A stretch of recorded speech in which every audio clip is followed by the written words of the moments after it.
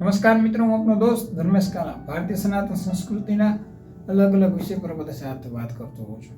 મહારાજા ભગવતસિંહજી રાજ્યની પ્રથમ સર્વાંગી વિકાસમાં ઇતિહાસકારો પ્રજાવત્સલ રાજવી તરીકે પ્રથમ મરોડમાં ભગવતસિંહને મૂકે છે. 24 ઓક્ટોબર 1865 રોજ ભગવતસિંહનો જન્મ થયો હતો. માતાનું નામ મોંઘીબા તો પિતાનું નામ સંગ્રામસિંહ હતું. ઇતિહાસકારો નોંધે છે કે 1869ના વર્ષમાં સંગ્રામસિંહના અવસાન પછી ભગવતસિંહ સગીર વયના હોવાથી રાજ્યને બ્રિટિશ વહીવટ હેઠળ 15 વર્ષ સુધી મૂકવામાં આવ્યું હતું, જેથી તેનો વહીવટ બ્રિટિશ અધિકારીઓ કરે.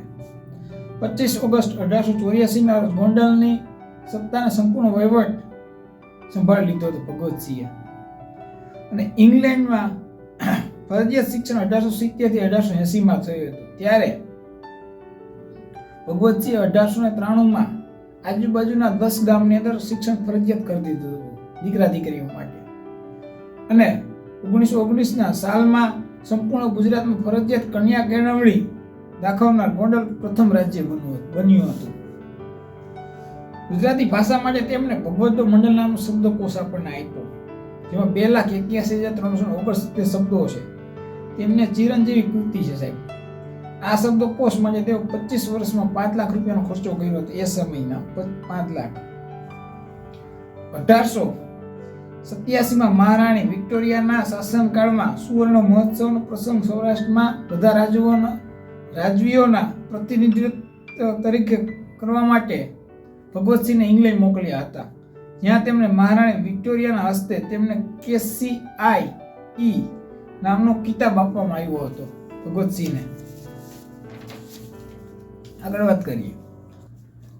માત્ર વરસાદ ઉપર આધારિત ન રહેતા સંખ્યાબંધ કુવાઓ તેઓ બંધાવ્યા હતા. તળાવો ખોદાવી પોતાના પીવાના પાણીનું સંગ્રહની વ્યવસ્થા કરી હતી. વર્ષો પહેલા એમણે ગોંડલના વેરી તળાવના દરવાજા એવી રીતે બંધાવ્યા હતા ડેમના દરવાજો ખોલવાની જરૂર જ ન પડે. ડેમનું પાણી અમુક સપાટી સુધી પહોંચે એટલે દરવાજા ઓટોમેટિક ખુલી જાય. આવી સિસ્ટમ ગોઠવી હતી. આઝાદી પહેલાની વાત છે. ભગવતસિંહે આવું ગોંડલની અંદર ગોઠવેલું.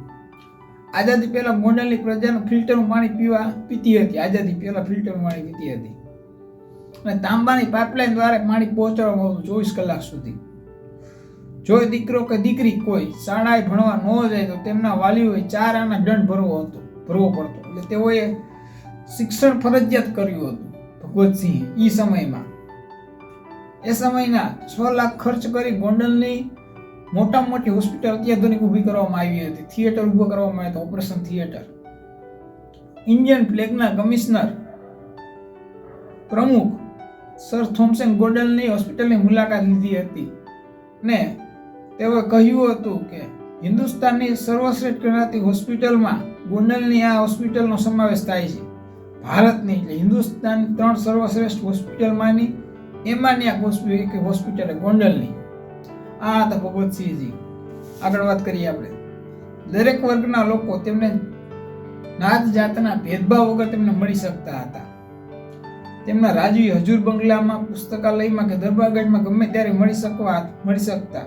તેઓ દરરોજ બપોરે 12 થી 1 વાગ્યા સુધી દરબારગઢમાં જાહેર જનતાને મળતા. ખેતીના વિકાસ સાથે વેપાર ઉદ્યોગના તમામ મોટા કર રાજ્ય નાબૂદ કર્યા હતા. અને કવિ નન્હાલાલે કૃષિ મેળાની અંદર ત્યારે ગોંડલની અંદર કહ્યું હતું, બીજા રાજ્યો કયો નવો કર નાખો તેનો વિચાર કરે છે, જ્યારે ગોંડલના મહારાજા કયો કર કાઢી નાખો તેનો વિચાર કરે છે. 1924માં સૌરાષ્ટ્રમાં પ્રથમ વીજળી આવનાર ગોંડલ સ્ટેટમાં આવી હતી. સૌથી પહેલા ઇલેક્ટ્રિસિટી વીજળી. સૌરાષ્ટ્રમાં પ્રથમ ટ્રેન ભાવનગરથી ગોંડલ વચ્ચે શરૂ થઈ હતી. આ હતા ભગવતસિંહજી. આગળ વાત કરીએ તેમના વિકાસના કામની. સૌથી વધુ ડિગ્રી ધરાવનાર રાજવી તરીકે ભગવતસિંહનું નામ હતું. ઉપલેટા, ધોરાજી, ગોંડલને જોડતા પાકા રસ્તાઓ તેમણે બંધાવ્યા હતા. ટાઈમ્સ ઓફ ઇન્ડિયાએ અખબારે તે સમયે ગોંડલના પાકા રસ્તાઓની પ્રશંસા કરી હતી. સૌરાષ્ટ્રમાં કોઈ ટ્રમ જોઈ ન હતી. 1895 થી 99માં ધોરાજીની વચ્ચે ટ્રમ શરૂ કરવામાં આવી હતી. મહારાજા ભગવતસિંહના શાસનકાળના 50 વર્ષ પૂર્ણ થતા ગોંડલના રાજ્યની પ્રથમ પ્રજાએ 25 ઓગસ્ટ 1934ના રોજ ગોંડલની પ્રજાએ સુવર્ણ તુલા કરી હતી. મહારાજાનું સોનાની અંદર વજન કર્યું હતું. આ ઘટના વિશ્વની પ્રથમ ઘટના હતી, કારણ કે કોઈ મહારાજાની સોનામાં તુલા કરવી એ પહેલી ઘટના હતી વિશ્વની અંદર. અને આ પૈસા, આ સોનું તેઓ પ્રજાના કલ્યાણ માટે આપી દીધા હતા. આ કાર્યક્રમ London times, Mumbai times of India તથા મદ્રાસની ઇન્ડિયા સ્ટેટ્સ ગેજેટ વગેરેમાં પ્રસંગોનો વિશેષ પૂર્તિ દ્વારા બહાર પાડવામાં આવ્યું હતું. મુખ્ય સમાચાર તરીકે ચમકાવ્યા હતા.